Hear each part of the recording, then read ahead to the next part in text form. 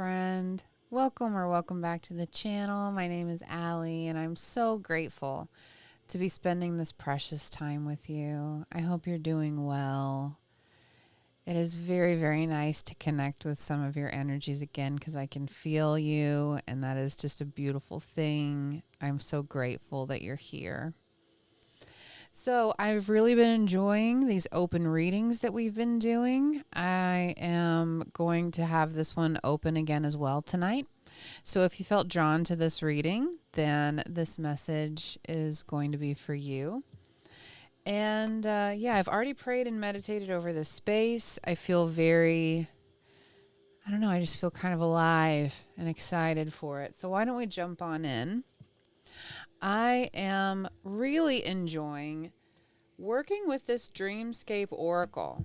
We've been using it a lot lately, and we're going to use it again tonight to get, what is the overall energy of this reading, Spirit? The overall energy of this reading for whoever finds themselves here. I want to shuffle this just a little bit more. Overall energy, please and thank you, Spirit, of this reading. What is this reading about? Please and thank you. All right. Ooh, that came out quickly. Raven. Okay, this is so interesting because Raven came out in another reading a couple days ago. And when I started recording, I don't know if it's the same reading. I'll have to go back and look whenever I'm done here. But there was another reading that came out where I saw 911 on my screen. 911 is almost kind of an emergency reading. Again, I don't know if they're connected, but in case they are, I felt like mentioning it. And Raven in this deck, because I remember we just had it a few days ago, talks about getting crafty. I will pull up the message just to be sure, but then we also have Tiger at the bottom, and I have not gotten this card before, so we will look at that. Let's go ahead and look at them first. And I'm not sure why, but I feel like the artist's name, the creator of this deck's name is Matt. And I feel like mentioning that name, it's standing out to me. So maybe that's a significant name to someone. And there's like a little hair on the card. Anyway, I'm very drawn to this kind of starry night background behind the raven. So let's go ahead and look and see what this says. Raven is number 53. That might be significant for someone out here. And it's time to get crafty with the situation. Honor your ancestors is the main message. It says humans underestimate ravens. Yes, we do. They are cunning and intelligent creatures who use tools to get what they want. It's no wonder most mythology refers to them as psychopomps. A psychopomp is a guide who leads the deceased to their resting place. Ravens have been heralds of the dying for as long as civilization can recall. If a raven has come to you today, it's time to get crafty. Use your intelligence to make a vital shift happen. Honor those who live in memory. Set up an altar and pay respect to the dead. And I'm actually being reminded with that last line of something my household has done the last couple years. And I hope this isn't cultural appropriation as I say this. But in, I think, Mexican or Hispanic culture, they have an altar around the Day of the Dead time. And why is the name? It was just there. There is a specific name, and I have no idea why it's escaping me. But we have started setting up an altar around that time in our home with pictures of all of our ancestors, even ones that we haven't met. And we light candles, and we talk about them, and we honor them for a few weeks around that time of year. and it has become one of my most cherished traditions. And I genuinely can feel my ancestors in that sacred space that we set up in a way that is just so palpable and so special. And I look forward to that time, and I look forward to it. We've only been doing it a few years, and it is so special and sacred to me. And really, we're actually at that halfway point, and they say that the veil is kind of thin at this time of year too. So maybe this is a call for us to do something like that, to honor our ancestors in a certain way, the paths that they paved for us to be where we are right now, the sacrifices and the work and the hardships that they endured. And, I think we talk a lot about ancestral trauma, and I really, as I say this, I'm like overwhelmed with the realization of what I'm about to what I'm channeling, what I'm about to say, is that I don't think we spend enough time honoring the good that our ancestors have done for us to help pave the way. And so it may be a special time right now for you. Maybe it's near an anniversary of a passed on loved one's passing, or something of that nature, or a birthday is coming up for someone that you is very beloved to you that has passed on, to just spend some extra time or do something a little extra and special to honor them at this time. And then at the back of the deck was Tiger. I'm pretty sure it was 69. Okay. And Tiger talks about overcoming adversity through personal power. Exert a strong will to push through tough times. So tigers are some of the most recognizable cats in the world. They are territorial and mostly solitary, but are social creatures when they go hunting. Diverse cultures fear their ferocity and I'm sorry. The name just came back to me. We set up an ofrenda. Okay, I'm sorry. Forgive me. Diverse cultures fear their ferocity and view tigers as a formidable force.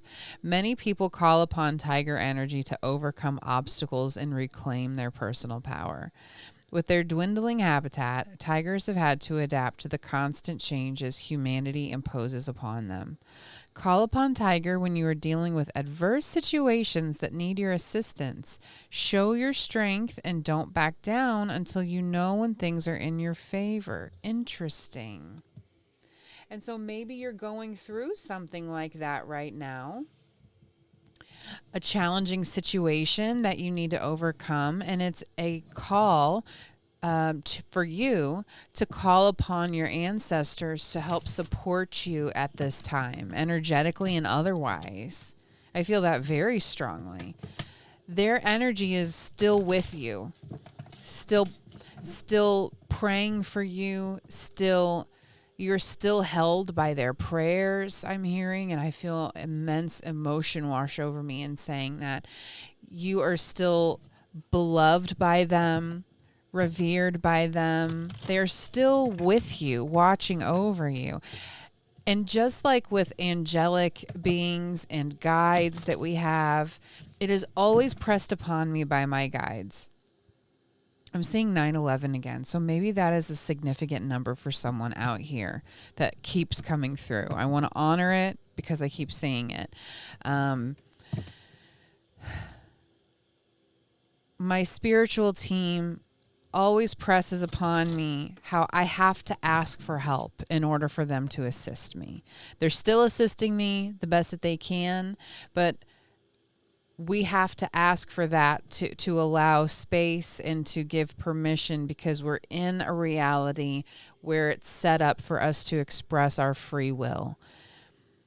I've had many conversations with my spiritual team about how challenging it is for me personally to understand why certain horrors are going on in the world and they don't step in and intervene. Like, think of the worst horrors, and these are things that keep me up at night and have left me paralyzed with grief and a feeling of helplessness over the last few years. And I would get very frustrated and ask continuously, like, why? Why are you all not doing something? And again, it's the same message that there's things to learn here in this realm of free will. And one of the lessons that was given to me through finding a baby bat, I was actually, okay, this is pertinent to the reading. I literally, just so you know, I do set the intention and ask that I not have any personal stuff interject in a reading if it's not necessary before every reading. So I promise you that this has a point to what we're talking about. I was walking because I like to walk as often as I can. It's very healing for me physically and mentally. And I was walking and I was crying and I was asking, why are these horrible things happening to children? Why are these heinous things happening to children? Why are you not interjecting, particularly things actively going on in the Middle East, but really all over the world? Like, why are you not doing something about this? Why would these things happen? And as I'm asking out loud, I'm angry, I'm frustrated, I don't understand, I come across this baby bat that had fallen out of a tree. And I was so upset because I'm an animal lover, I'm a vegan, I go out of my way to try and help insects like spiders. Like I can't express to you, it's almost crippling how much I try to help animals because I care about them so deeply. Insects, doesn't matter. What I'm getting at here, I come across this baby bat and I'm irritated. Like, I'm irritated when I see this because I had made space to go out and walk by myself. And I don't know what to do. I've never had this happen before. I'm calling these rescues. It's like 7:00 at night. No one will help me. No one can come out. And this thing is like not looking well. It's scooting across the pavement. And I'm just overcome with this emotion that I have to do something. I don't know what to do. So several of the rescues I spoke to told me to get a box, put certain things in it. I get this box, I put a stick in it so it can find its way to hang.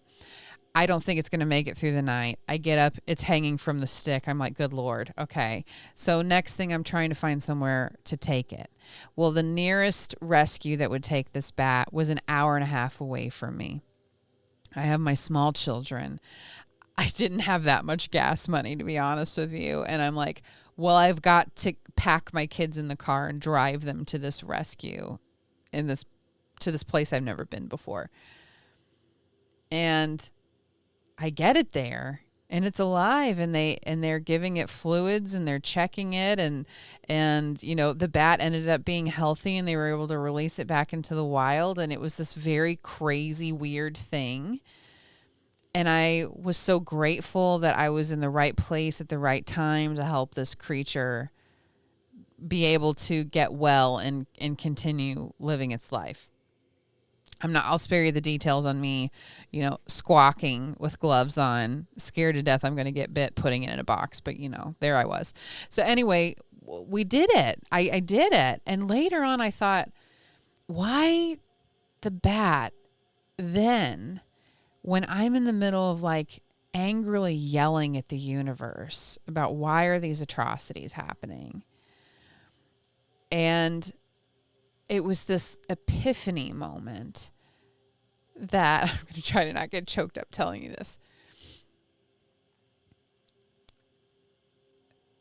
That we are here and that we experience things so that humanity can choose to be a force of good in this world instead of evil, instead of passive, so that our humanness can choose to do good things and learn that we can make a difference in small acts of kindness and goodness that we put into the world.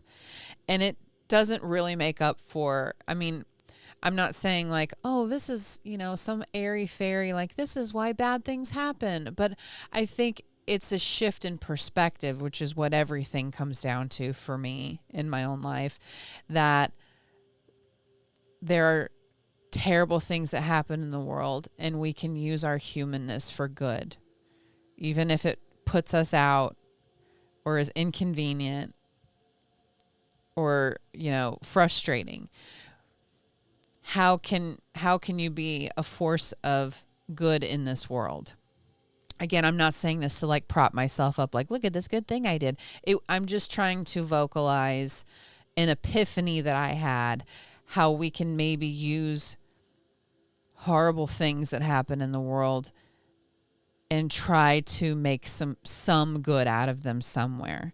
And there are people in the world who are putting their life on the line in various ways without being asked to try and help other people who are starving in war-torn countries. They're on boats that are certain to be, seized and be taken prisoner themselves just to try and get food and water to people. There's people risking their lives to help other people, and this is a part of humanness that, as I say this, I think maybe part of this reading is seeing the good that can still coexist with the harder parts of being alive on planet Earth. And anyway, okay, this was very long-winded. If you're still with me, bless you. Let's see what else is here. Maybe there was a message in there for somebody. I hope I didn't get too carried away talking about all that, but that's where my mind went with where we were. So we have the Queen of Pentacles. Yeah, I want both of these. Six of Swords and 10 of Cups. Queens are nurturing. Okay, queens, especially the Queen of Pentacles, she is maybe the most nurturing queen, in my humble opinion. She provides sustenance, shelter, compassion.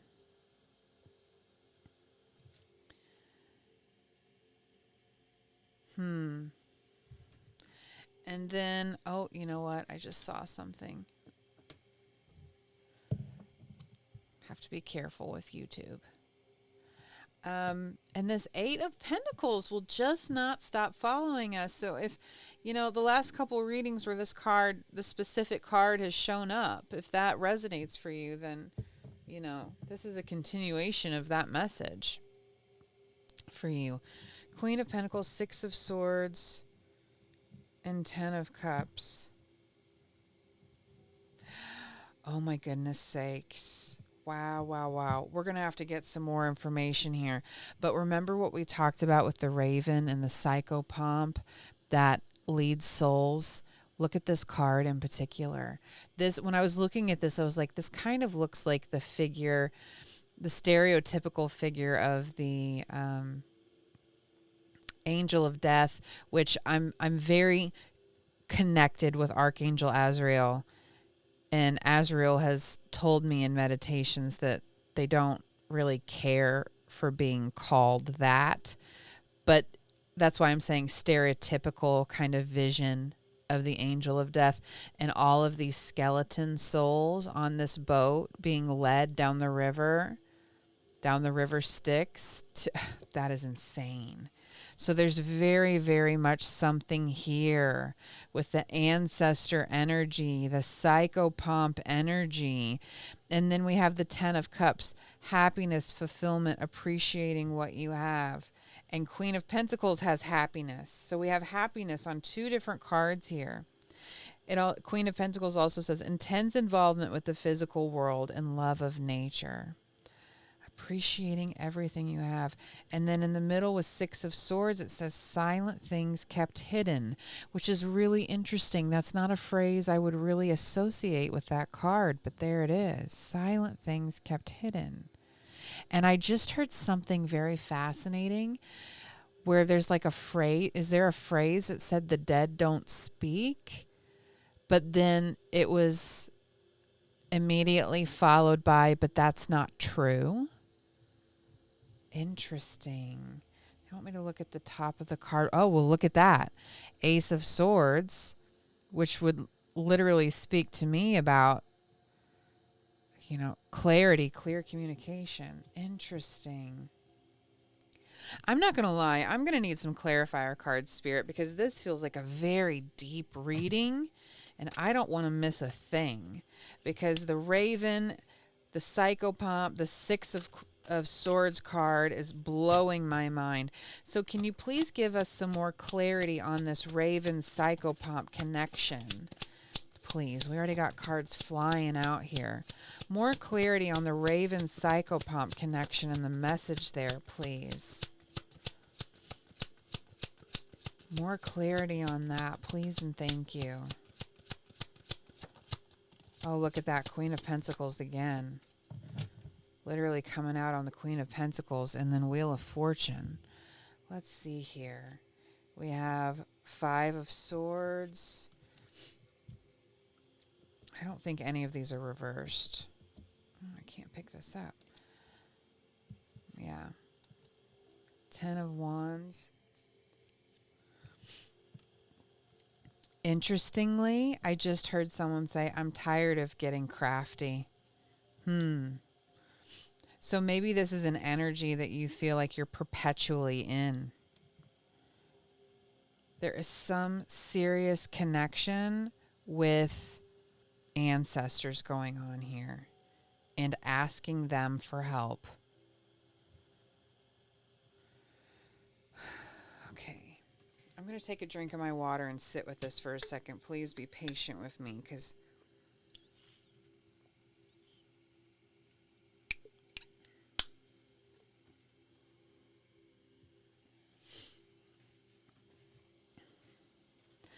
feeling overburdened by having to get crafty all the time. And when I look at the Page of Cups, I hear there's a surprise up ahead.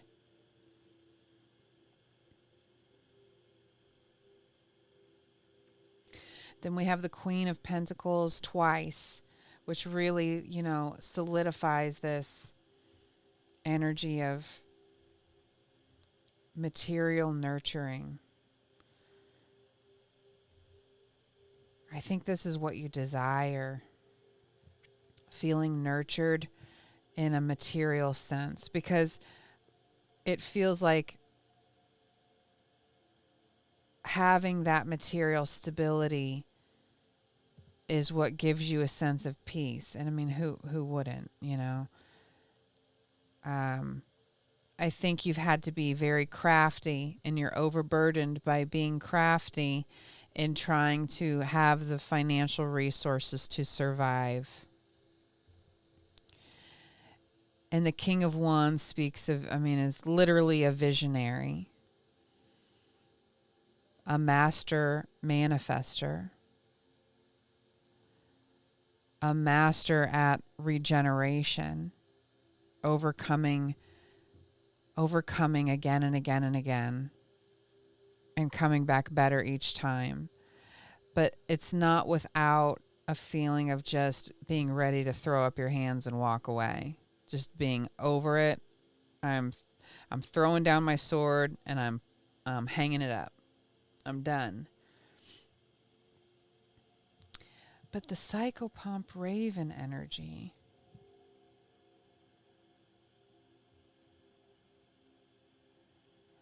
Yeah, I think your ancestors are asking for you to call on them for assistance because you've been going at it alone. There's only so much they can do where they're at. They want to help lead you. I'm hearing you're going through a rebirth, whether you like it or not. And I hear another one. like you're going through a rebirth, whether you like it or not. And they want to help lead you to one that is much easier. Okay. Much more full of happiness with the Queen of Pentacles. Okay. more fulfilling, where you can finally appreciate all that you have because you're not constantly hustling. You're not constantly trying to come up with new crafty ways to just keep your head above water, huh? Okay, that makes sense to me.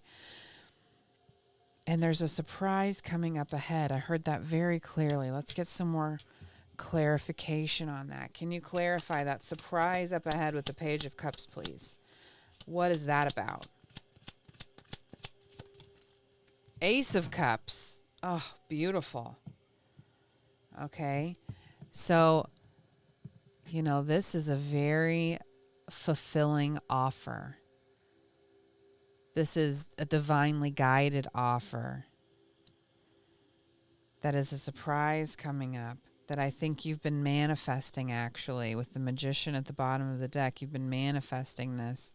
Yeah, I do think some of these readings are connected. Can we get specifics on what is the offer going to be? I don't know if they'll tell us, but we're going to ask anyway. What is the offer going to be specifically? Okay, Six of Pentacles. So it's going to be a reciprocal, balanced energy, a give and take. Help me with this, and I can help you with this. Now, I can't remember. I just can't remember. I've been doing a lot of readings lately, you might have noticed. But there was a reading, so if you remember it, it will resonate for you, where it talked about, it actually might have been the Aries reading that I did. It talked about someone coming in who had the structural backing or the financial backing, and you had more of the visionary, creative side of things that helped give something legs.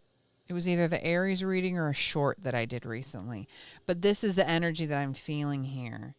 Yeah, I think you can intuitively feel this coming, or at the very least, you feel like something's coming around the bend with the Six of Swords.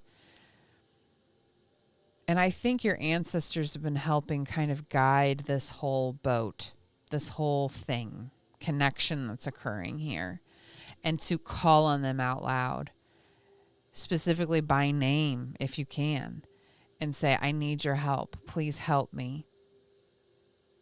I need you. Can we have more clarity on the offer? Ace of Cups, Six of Pentacles. What else? Six of Cups. Something from the past.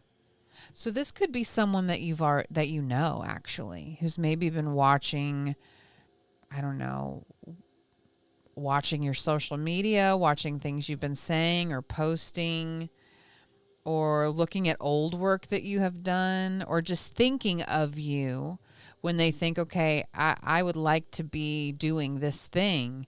Oh, I remember them. They're in the same niche. They're in the same wheelhouse as me. I want to reach out to them because it feels like a very yin yang kind of a thing. They have something you need and you have something they need. And it's a beautiful offer. It's a beautiful offer, and it's a new creative start, a new, very passionate creative start to something that you're excited about. Interesting. And it takes the craftiness out, because there's a time and a place for that. There's nothing wrong with getting crafty. I think the energy I just keep picking up on is that you're having to be crafty so much for so long. And you're really just over it with the Five of Swords. You're just ready to walk away. Anything else that I'm missing here? Yeah, collaborative effort, working together, teamwork, team effort. That flew out. It flew out because it's coming in fast with the Chariot. And it's very balanced. It's very divine. Maybe by July, because the Chariot is connected to Cancer. So Cancer season. I'm recording this in May of 2026. So whenever you might come across it, I mean, I really feel like things might be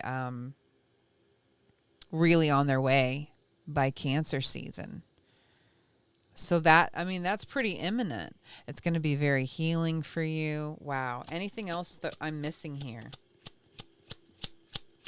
Anything else? Very fulfilling. It's going to be very fulfilling for you. Look at that. Ace of Pentacles and strength. Yeah. Ace of Pentacles and strength. It's going to be lucrative. And, you know, look at the strength card. I love this card because she has been diligent in working with this lion to the point that she can pet it. She can touch the top of its head. She is completely unbothered if it's going to bite her. It could completely overpower her. And she is so connected and has put so much work in and nurtured this lion to the point that, you know, she has flipped those scales. And this is going to be a very lucrative portal for you, I feel. Yeah. This is very interesting. I really want to know how it's resonating for you, if it is. I'm actually being called. Yeah, they're just kind of putting a cap saying this is going to be a very passionate new beginning that you've been calling in, that you're resilient enough for, strong enough for, ready for, and it's going to have all the pieces that you've been desiring. The most important one, feeling stable and happy. Stable and happy. Peaceful. Like you've really overcome something. In one of my favorite tarot, well, it's right here in front of me, the Hermetic Tarot. The strength card, I'm pretty sure, is called Fortitude. And that's what I'm feeling here.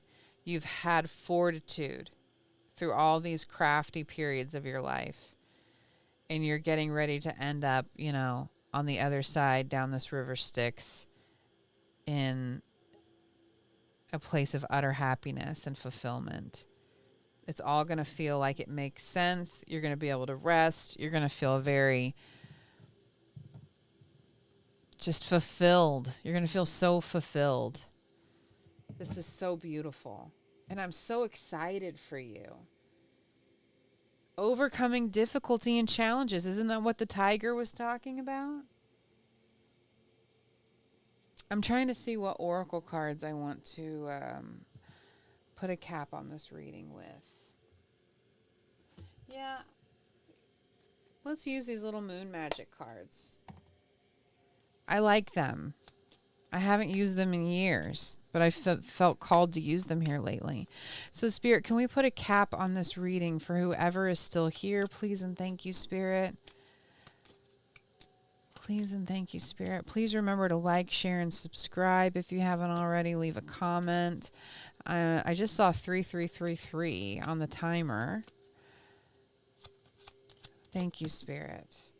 I am magnetic to what I want. I repel what I do not want.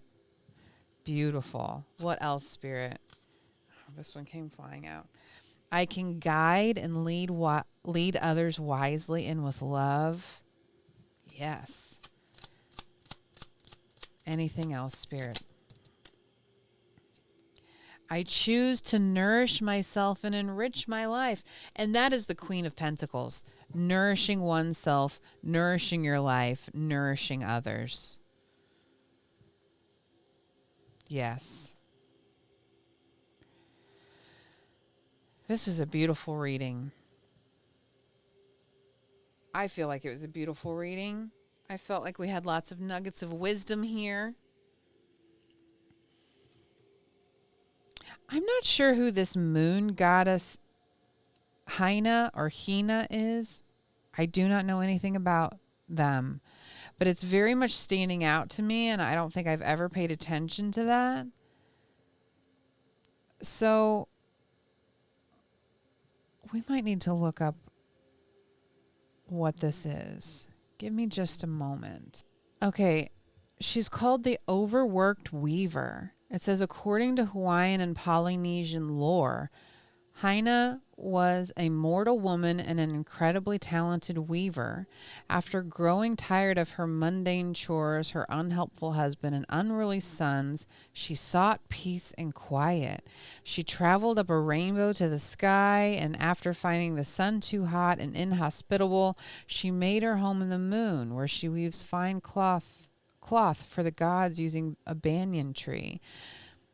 The dark patches you see on the moon during a clear night are often said to be the banyan tree and the cloth she is working on. She is connected to feminine power, provider of navigation, which is interesting with the psychopomp energy here, and connection to Maui. She is connected to fertility, healing, and traditional crafts. So, I'm wondering if you are, well, we've been talking about crafty. Oh my God. Okay. So like maybe something that you do is actual like crafts, making like some kind of craft art that you sell or something like that. That might be specific for like just one person, but it is you have a desire for peace and tranquility. You're tired of having to be crafty. The overworked weaver is what she is called. And so I really believe this is what you're moving away from. I would definitely do more research on this moon goddess, but there's connection to you with her, that you are going to be experiencing peace and tranquility for maybe the first time in your life by, teaming up with someone where the whole load isn't on you. There's relief on the way is what I feel. Super fascinating. Super fascinating. Okay, so this is what we have for you for today. Thank you so much for spending your precious time with me, connecting in this space. I am eternally grateful to be able to channel these messages for you. If you would like to connect further for a personal reading or something, you can find that information at my website at thecl.com, and it's also located in the description box below. Please like, share, subscribe, leave a comment if that feels like something that you would like to do. I love to connect with you and read your comments. Yeah, and more than anything, please take excellent care of yourself, and I will see you soon. Bye.